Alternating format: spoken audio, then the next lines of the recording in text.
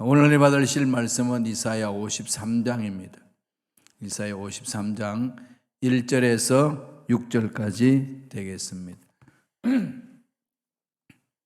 이사야 53장 1절로 6절의 말씀 다 조리 한 목소리로 봉독하시겠습니다.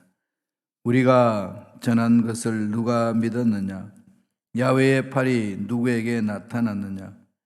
그는 주 앞에서 자라나기를 연한 순 같고 마른 땅에서 나온 뿌리 같아서 고운 모양도 없고 풍채도 없은즉 우리가 보기에 흠모할 만한 아름다운 것이 없도다. 그는 멸시를 받아 사람들에게 버림받았으면 간고를 많이 겪었으며 질고를 아는 자라 마치 사람들이 그에게 얼굴을 가린 것 같이 멸시를 당하였고 우리도 그를 귀히 여기지 아니하였도다. 그는 실로 우리의 질고를 지고 우리의 슬픔을 당하였거늘 우리는 생각하기를 그는 징벌을 받아 하나님께 맞으며 고난을 당한다 하였노라. 그가 찔림은 우리의 허물 때문이요 그가 상함은 우리의 죄악 때문이라. 그가 징계를 받음으로 우리는 평화를 누리고 그가 채찍에 맞음으로 우리는 나음을 받았도다. 우리는 다 양 같아서 그릇 행하여 각기 제 길로 갔거늘 야훼께서는 우리 모두의 죄악을 그에게 담당시키셨도다. 아멘. 이 말씀으로 고난받는 메시아라는 제목으로 은혜 말씀을 나누겠습니다. 구약의 핵심적인 약속의 내용이 무엇일까요? 오시는 메시아에 대한 약속이죠.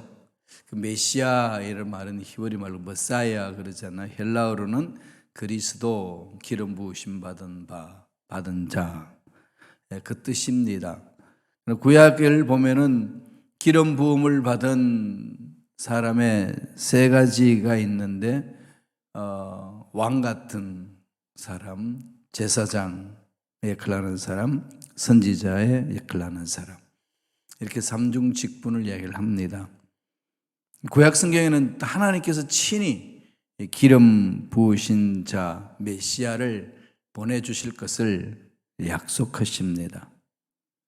신약은 오신 메시아이신 예수 그리스도에 대해서 설명을 하고 있습니다. 곧 그것은 하나님의 약속대로 모든 것을 이루신다는 것을 증명하시고 이를 이루시는 거지요.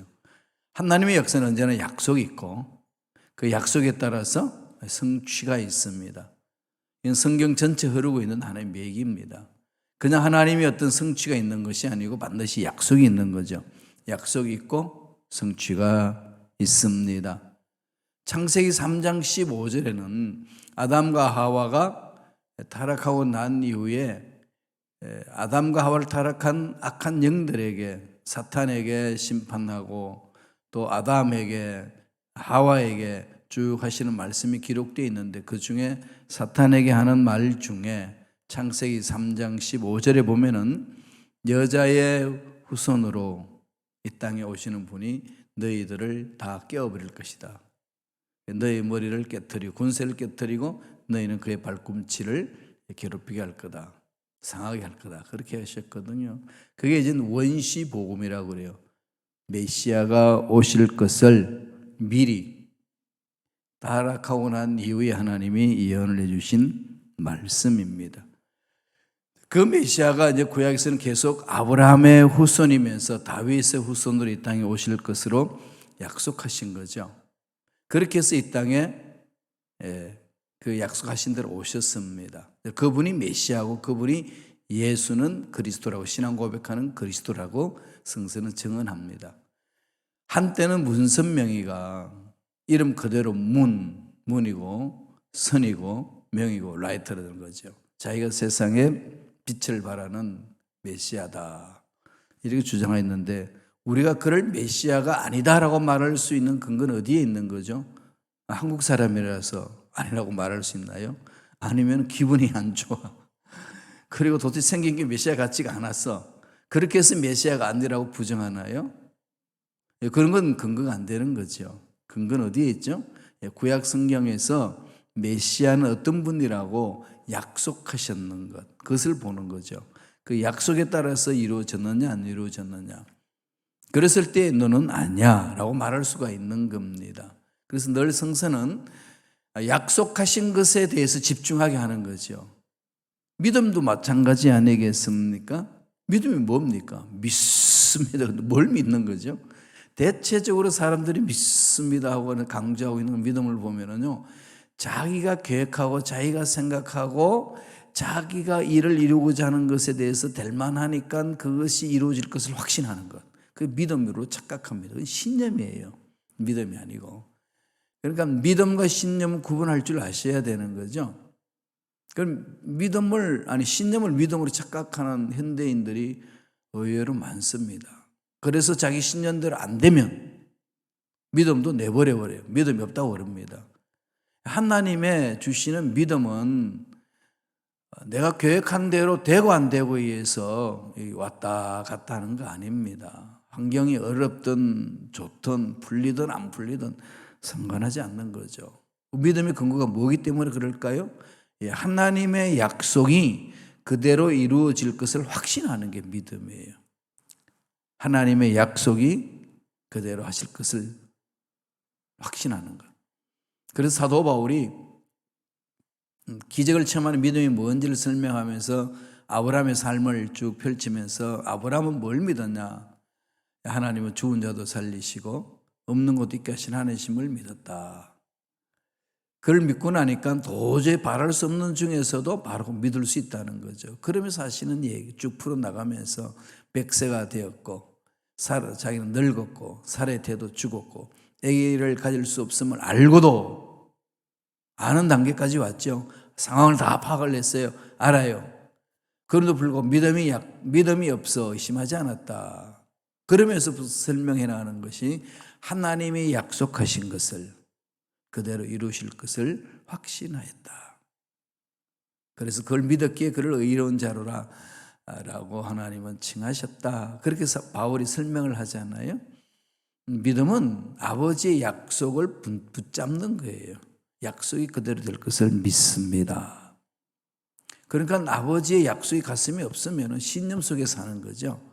우리 기독교인들이 이런 부분들 잘 구분해야 됩니다. 물론 신념이 없는 사람과 신념이 있는 사람과 삶의 스타일은 달라질 수 있습니다. 그러나 하나님이 기뻐하시는 그런 놀라운 역사는 맛보지 못합니다. 영적인 세계를 체험하지 못하는 거죠. 하나님이 약속하신 그것을 확신하고 나아갈 때에 안 되는 것을 뚫어버리고 어려운 환경 속에도 굳건히 서가고 아무리 핍박이 와고 다음에 악한 것들을 죽인다고 해도 당당히 맞짱 설 수 있는 것은 약속은 이루어진다는 확신 때문에 가는 거죠. 그래서 하나님의 예비하신 복을 받아 누리는 것 아니겠습니까? 오늘 이사야 53장에서 약속하신 건 뭘까요? 메시아가 오신다. 메시아가 오셔서 우리를 살려주신다. 그것을 강조하고 있는 거죠. 그럼 오셔서 무슨 일을 하신다고 이야기를 하나요? 고난을 받으시는 메시아, 십자가를 지금 이야기를 하고 있습니다. 이게 우리 기독교의 핵심 아니겠습니까? 예수님은 우리 모든 죄를 짊어지시고 십자가에서 못 박혀 죽으셨습니다. 그 사실을 믿는 자마다 구원을 얻는 것이다. 이게 복된 소식이라는 거죠. 그래서 주님이 십자가에서 다 이루어주신 것을 믿는 자는 그 은혜 속에서 살 수 있다라고 선포하는 것이 하나님이 약속하신 말씀 아니겠습니까? 고난받는 메시아. 그분이 오셔서 무슨 일을 어떻게 하셨다고 오늘 구약은 이사야를 통해서 말씀하나요? 첫째로 우리의 질고와 슬픔을 당해 주셨습니다. 그런 거죠. 53장 4절 보세요. 다 같이 읽겠습니다. 그는 실로 우리의 질고를 지고 우리의 슬픔을 당하였거늘 우리는 생각하기를 그는 징벌을 받아 하나님께 맞으며 고난을 당한다 하였도다. 하나님의 아들 예수 그리스도가 메시아가 왜 고난을 당할까요? 왜 하나님께 맞아서 고난을 당합니까? 이것은 그 심판을 받는다는 건데 왜 하나님 앞에 심판을 받아야 합니까? 우리의 질고를 짊어지시기 때문에, 우리의 죄악을 짊어지시기 때문에. 하나님이 거룩하신 분으로서 하나님은 죄와 관계 맺을 수 없습니다. 죄를 짊어지고 있는 그 죄를 끊어버려야 됩니다. 그러니까 예수님이 우리 모든 질고를 다 담당하시고 우리의 슬픔을 다 담당하시기 위하여 십자가에서 못 박혀 죽으셨습니다. 그러잖아요. 그럼 이 말씀을 깊이 묵상하셔야 돼요. 질고가 뭐죠? 육신의 질병과 마음의 질병을 말하는 거죠. 육신의 질병, 마음의 질병, 영육간의 고통을 말하는 것 아니겠습니까? 그러니까 육신의 질병과 마음의 질병을 예수님이 짊어지셨다라는 겁니다. 따라서 저와 이 말씀을 날마다 묵상하면서 내 삶 속에 이 짊어지고 가신 예수님의 그 모든 청산한 것들을 가시 끌어안고 괴로워하고 있어야 될 이유는 없다는 말씀입니다. 끊임없이 선포하는 거죠. 주님은 나의 질고를 짊어지고 가셨다.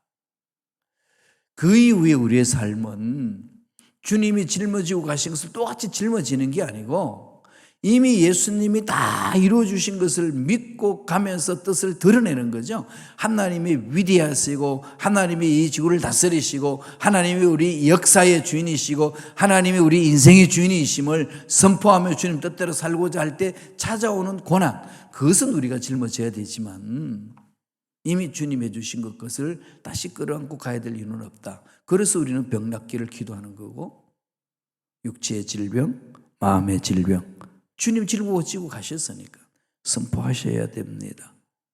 예수님도 이 땅에 오셔서 하신 사역이 바로 이 질병을 고치는 사역 아니었습니까? 역사 이래로 병 없이 사는 사람은 어디 있었습니까?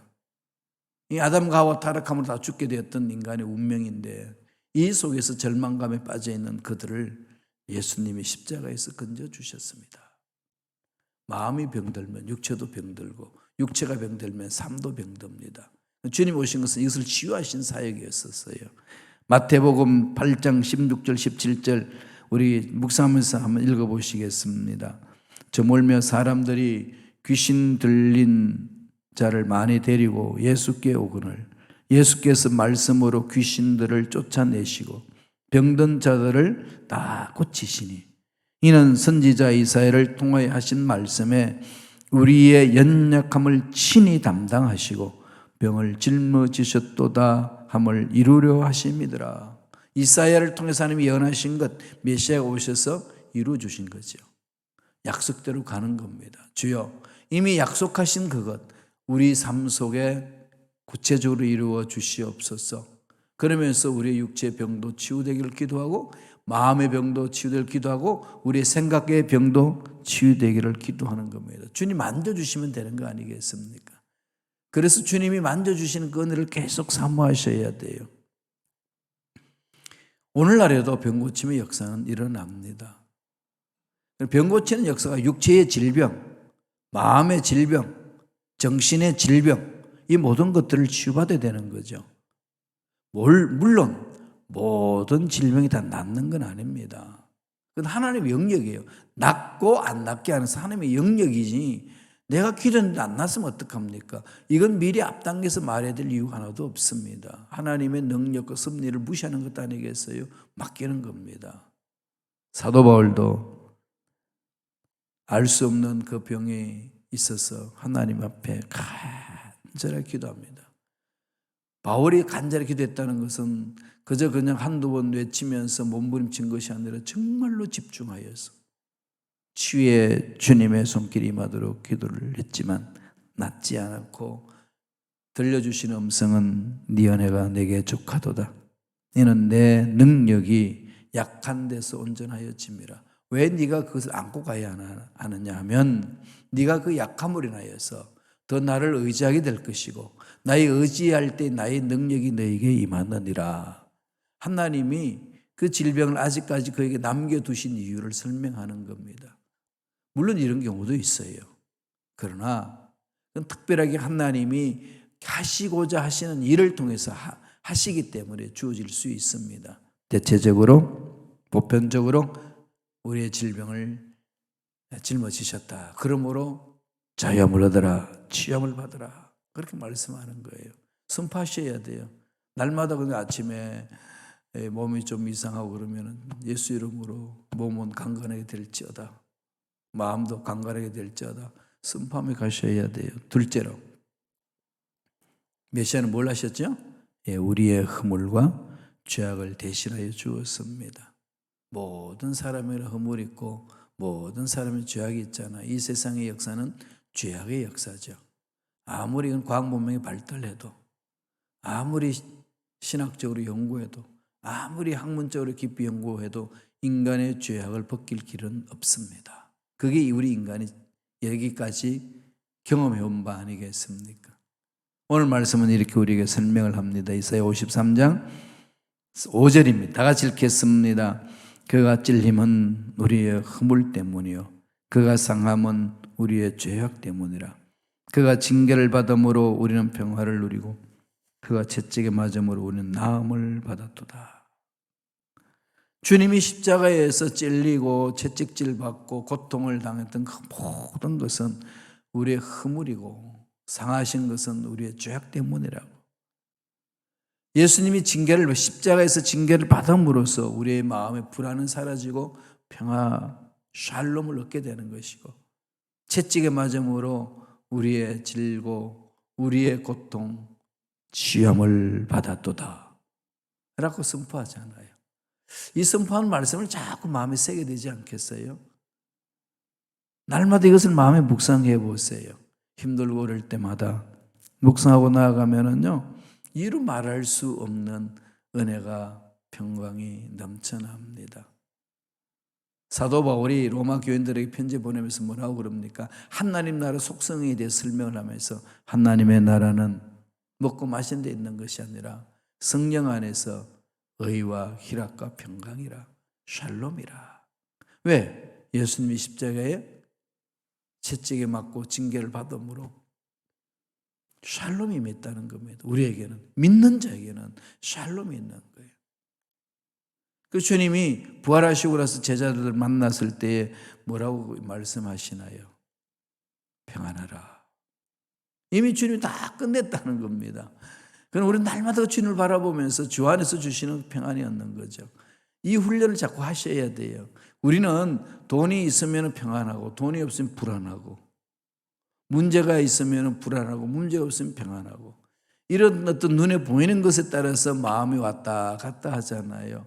그런데 그게 근거를 두면은 눈에 보이는 것은 수시로 변합니다. 돈이 있을 수도 있고 없을 수도 있고, 건강이 있을 수도 있고 없을 수도 있고, 내가 원하는 일이 일어날 수도 있고 안 일어날 수도 있습니다. 거기에 기준을 두고 내 마음을 맡긴다면 나는 수시로 답답해지고 불안하고 괴롭고 고통스러운 일이 일어나는 것 아니겠습니까? 그런 거 어떻게 해야 되겠어요? 날마다 예수를 바라보고, 주님이 채찍에 맞음으로, 징계를 맞음으로 우리 허물이 사해졌고 우리 마음이 평안했도다. 십자가를 바라보면은 그 샬롬이 임하는 거죠. 하늘이 주시는 샬롬이에요. 근거는 십자가예요. 영원하잖아요. 그러니까 이 샬롬은 영원한 거예요. 내 평강과 내 삶의 기쁨, 근거가 어디 있느냐는 거죠. 바울이 로마 감옥에 들어가서도 빌립보 교인들에게 기뻐하라고 그랬습니다. 누가 더 기뻐해야 될 사람입니까? 바울은 정말로 자기 신세를 생각하면 처량하기 짝이 없는데, 감옥에 들어있고 평생 주를 위해 선신했는데 내 인생이 왜 이런가? 이렇게 왜 꼬였나? 그럼 불안하고 고통스럽고 짜증나지 않겠어요? 그런 바울이 바깥에 편안하게 지내고 있는 성도들에게 부탁합니다. 기뻐해라. 그 기쁨이 뭔데 기뻐하라고 그러겠어요? 바울이 기뻐하라고 말하는 그 기쁨의 근거는 하나님이시니까. 하나님은 상과 상관없이, 어떤 위치와 상관없이, 어떤 문제가 있고 없고 그 상관없이 하나님은 언제나 자기와 함께하기 때문에 기뻐할 수 있습니다. 전천후의 기쁨이에요. 이 마음이 살리는 거죠. 행복하게 사는 것 아니겠어요? 주님과 함께 그곳은 어디나 하늘나라로다. 마음이 치유되고 기쁨이 있는 거죠. 사람이 넉넉해집니다. 그렇지 아니하면은 우리는 마음이 부패됐기 때문에 부패된 마음대로 끌려다니면서 고통스러운 거예요. 예레미야가 이스라엘 백성들을 향하여서 메시지를 선포하실 때 하나님 마음을 전합니다. 너희들 왜 심판받는 줄 아냐? 마음 때문에 그렇다. 마음이 이미 심판받을 마음이다. 그러면서 17장 예레미야 17장 9절에 이렇게 선포합니다. 만물보다 거짓되고 심히 부패한 것은 마음이라. 누가 능히 이를 알리오마는. 부패한 마음에서 부패한 말이 나오고 부패한 마음에서 부패한 생각과 부패한 행동이 나오는 거 아니겠습니까? 말의 실수도 이미 마음에 그런 것이 담겨있기 때문에 나오는 거지요. 안 담겨 있으면 안 나옵니다. 이 컵에 물이 있는데 이걸 기울면은 물이 쏟아지죠. 왜 물이 쏟아지죠? 기울었기 때문에. 이건 현상이에요. 그럼 근본적으로 왜 쏟아질까요? 컵 안에 물이 있으니까. 컵 안에 물이 없으면 아무리 뒤집어도 안 쏟아지잖아요. 쏟아질 게 뭐가 있겠어요? 마음이 있는 게 나온다고 예수님은 늘 말씀하시는 겁니다. 그러므로 우리 마음은 말씀으로 내 마음을 다스리셔야 돼요. 그래야 이 마음이 주님이 십자가에서 짊어지고 가신 그 모든 참 평안을 얻을 수가 있습니다. 예수님은 2000년 전에 이미 우리의 허물과 우리의 죄를 대속해 주셨습니다. 믿는 자는 누구나 할 것 없이 그 은혜 속에 잠길 수가 있습니다. 그래서 예수님은 이 세상 떠나면서 약속해 주셨어요. 제자들에게, 우리들에게. 요한복음 16장 33절 보실까요? 다 같이 우리 한 목소리로 천천히 읽겠습니다. 이것을 너희에게 이름은 너희로 내 안에서 평안을 누리게 하려 함이라. 세상에서는 너희가 환난을 당하나 담대하라. 내가 세상을 이기었노라. 다 이루셨다는 거죠. 예수 안에 있으면 세상에 줄 수 없는 참 평안이 있습니다. 예수님이 십자가에 못 박혀 돌아가시면서 최종적으로 뭐라고 말씀하셨습니까? 다 이뤘. It is finished. 완료됐다는 거죠. 세상은 참 평안을 우리에게 못 줍니다. 편리함은 줄 수 있고 편안함은 줄 수는 있지만은 평안, 피스와 샬롬은 주지 못합니다. 그건 하나님의 것이에요. 하나님 품 안에서만 얻을 수 있습니다. 그건 잘 구분하셔야 돼요. 세상은 편안해지기를 원하죠. 악한 영들도 우리를 편안하게 만들어서 말씀 평안이 있는 곳을 못 들어오게 합니다. 그러나 저와 여러분 신앙의 삶에 있어서 중요한 것은 평안을 찾으셔야 돼요. 샬롬을. 기쁨과 재미있는 것. 세상은 재미있는 것들 얼마나 많습니까? 그러나 하나님 나름 기쁨이에요. 기쁨이죠. 이게 하나님께서 예수 그리스도를 통하여서 우리에게 이루어 주신 것 아니겠습니까? 그래서 끊임없이 우리는 주를 바라보면서 참 평안을 얻고 이 험악한 세상에서 멋진 삶을 살아내야 되는 겁니다. 내 힘으로는 안 되는 거예요. 예수 안에서만이 가능하다고 강조합니다. 마지막 세 번째로 예수님의 고난은 무엇 때문일까요? 하나님의 사랑 때문에 그렇죠. 하나님 나를 얼마나 사랑하시는지를 보여주는 게 십자가잖아요. 증명해 준 것 아니겠어요? 독생자를 희생하기까지 하면서 내가 너를 사랑한다. 그 아버지 사랑이 오는 거죠. 십자가를 깊이 묵상하면 이 사랑이 그냥 가슴에 푹 참 와닿아야 돼요. 여기에서 이제 구원의 확신이 있고 감격이 있는 거죠. 이 감격과 함께 신앙생활에 힘을 얻습니다. 십자가를 바라보는데도 맹숭하고 멀뚱하고 그런가 보다. 그러면 신앙이 힘 없어요. 신앙생활 못합니다. 그냥 교회 왔다 갔다 할 수는 있을런지 몰라도 삶 속에 하나님의 살아계신 그 은혜의 말씀, 그 놀라운 능력을 드러낼 수 없어요. 문제 없으면 평안한데 문제 없으면 불안하고 막 그러는 거예요. 신앙인은 그렇지 않지 않습니까? 수많은 환경이, 수많은 문제가 괴롭힌다 할지라도 주님은 나와 함께 하신다는 임마누엘 신앙으로 나아갈 때 그 어려운 걸 뚫어버릴 수 있는 거 아니겠습니까? 그것은 바로 십자가를 통해서 우리에게 보여주신 하나님의 능력이요 은혜요 사랑입니다. 이사야 53장 6절 다 같이 보시겠습니다. 다 같이 읽습니다. 우리는 다 양 같아서 그릇 행하여 각기 제 길로 갔거늘 야훼께서는 우리 모두의 죄악을 그에게 담당시키셨도다. 이 두 가지가 나오죠. 양, 우리 다 양 같다. 양은 뭐 한다는 거죠? 양의 존재는 그릇 행하는 거예요. 잘못된 길로 갑니다. 제 길로 가는 게 양이잖아요. 양은 그래요. 양이 제 길로 찾아가면 목자가 필요 없죠. 목자가 있어서 목자를 따라가는 것이 양의 특성이잖아요. 양은 통제력이 없습니다. 양은 공격도 못해요. 양은 멀리 보지를 못합니다. 실질적으로 동물이 그래요. 그리고 양이 음식을 먹으면은 그냥 엄청나게 먹어요 또. 그럼 먹고 나면은 피곤해서 식곤증이 있잖아요. 땅에 누워 잡니다. 그러면 그게 누워 있으면은 땅이 차기 때문에 창자에 병이 생겨요. 내장에. 냉기가 올라와서. 그 병은 창자를 썩게 만든다는 거죠. 그건 오래 누워 있도록 놔두면 안 된다는 겁니다. 목적이 일일이 건져주는 거죠. 그걸 모르고도 양은 지 맘대로 가잖아요. 그래서 목동들이 양을 이끄는 방법은 자기가 다 못하니까 거기에다가 뭘 집어넣을까요? 염소를 집어넣는 거죠. 염소는 하는 짓이 뭘까요? 염소는 양이 누워 자는 꼴을 못 보는 게 염소예요. 그냥 이리 쳐갖고 저리 쳐갖고. 그러니까 양은 그 염소 때문에 벌떡 일어나서 사는 거죠. 치박 그냥 염소가 뒷발길로 차고 머리 뿔로 그냥 저 박을 때는 아픈데, 그런데 그것 때문에 일어나요. 교회 공동체 신앙생활 할 때에 양만 있는 게 아니에요. 염소 같은 존재가 있어요. 누가 염소고 누가 양인가 견눈질할 필요 없어요. 다 그렇겠다 생각하니까 그 염소들이요 있어요. 그런데 기억하세요. 염소 때문에 양이 삽니다. 그리고 늘 기억하셔야 될 것은 양은 제 길로 간다고 그랬어요. 죽을 줄도 모르고 제 길로 가는 게 양입니다.